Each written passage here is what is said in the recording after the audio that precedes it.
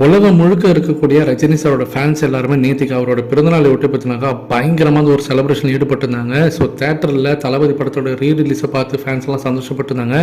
அதுவும் பயங்கரமாக பார்த்தினாக்கா பட்டை கிளப்புனுக்கு அப்படி தான் சொல்லணும். இந்த நிலையில் கிரவுண்ட் லெவலில் அப்படின்னு சொல்லி பார்க்கும்போது ரஜினி சாரோட ஃபேன்ஸ்லாம் பார்த்தினாக்கா பல இடங்களில் வந்து நலத்திட்ட உதவிகள் செஞ்சுருந்தாங்க. அதில் 1-2 உங்ககிட்ட ஷேர் பண்ணிக்கலாம் நான் நினைக்கிறேன்.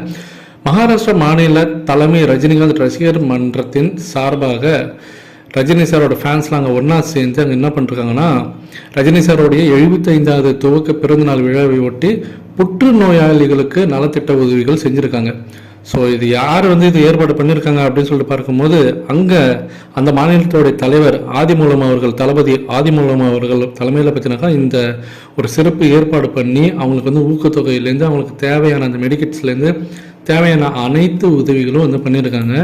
ஸோ இது வந்து முக்கியமான விஷயமா நான் பார்க்குறேன். ஏன்னா ஜஸ்ட் வந்து ஒரு செலிப்ரேஷன் பண்ணிவிட்டு கேக்கு வெட்டிட்டு ஒரு ஆரவாரம் பண்ணிவிட்டு அதோடு இல்லாமல் அதை தாண்டி தலைவரோட பிறந்தநாளுக்கு யாராருக்கு எவ்வளோ முடியுமோ அத்தனை பேருக்கு நம்மளால் வந்து ஒரு நலத்திட்ட உதவி செய்யுதுன்றது ஒரு சூப்பர்பான விஷயம். அது அங்கே மட்டும் இல்லை, மகாராஷ்டிரா மட்டும் இல்லை, ஆந்திராவில் நடந்திருக்கு, கர்நாடகாவில் நடந்திருக்கு. நியூஸ் பேப்பர்லாம் போய் பாருங்கள்.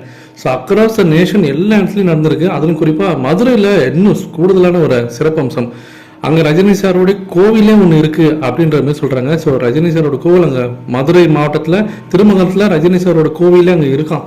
ஸோ அங்கே பார்த்தினாக்கா 300 கிலோ எடையும் உள்ள 3 அடி சிலை, அந்த சிலைக்கு வந்து அதாவது கூலி படத்தோட ரஜினி சாரோட கேரக்டரில் வரக்கூடிய அந்த சிலைக்கு பிரதிஷ்டை செஞ்சு அங்கே வந்து வழிபட்டுருக்காங்க.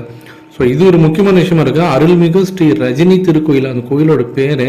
ஸோ அப்படி இருக்கும்போது அங்கே வந்து பார்த்தீங்கன்னாக்கா கூலி ரஜினிக்கு அங்கே ஒரு சிலையை வச்சு அபிஷேகம் பண்ணி டெய்லியும் பார்த்தீங்கன்னாக்கா அதுக்கு வந்து தயிர், நெய், சந்தனம்னு சொல்லிட்டு இளநீர், பால், பன்னீர்னு சொல்லிட்டு எல்லா பொருட்களையும் வச்சு அங்கே அபிஷேகம் டெய்லி நடந்துருக்கான். ஸோ மதுரையில் இது அங்கே கார்த்திக்ன்ற ஒரு ரஜினி சாரோட தீவிரமான ரசிகர். அவர் ரஜினி சார் ஒரு கோயிலை எழுப்பி அங்கே சிலை வச்சு அவர் வந்து பிரதிஷ்டையே பண்ணின்னு இருக்கார். ஸோ பயங்கரமான விஷயங்கள்லாம் நேற்று நடந்திருக்கு. இதை பற்றி உங்களோட கருத்துக்கள் என்ன அப்படின்றது கீழே சொல்லுங்கள் ஃப்ரெண்ட்ஸ்.